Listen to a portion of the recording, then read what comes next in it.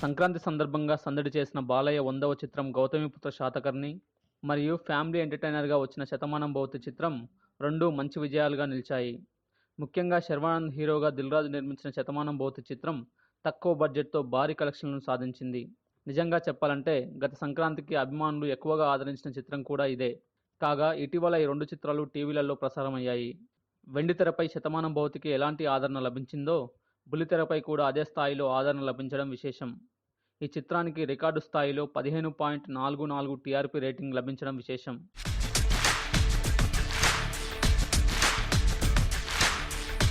కాగా బాలయ్య 'గౌతమిపుత్ర శాతకర్ణి' కూడా ఉగాది రోజున ఓ ప్రముఖ ఛానల్లో ప్రసారమైంది.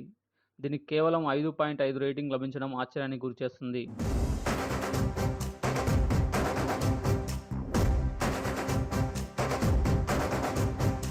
ఈ వీడియో గనక మీకు నచ్చినట్లయితే లైక్ చేయండి, కామెంట్ చేయండి, షేర్ చేయండి.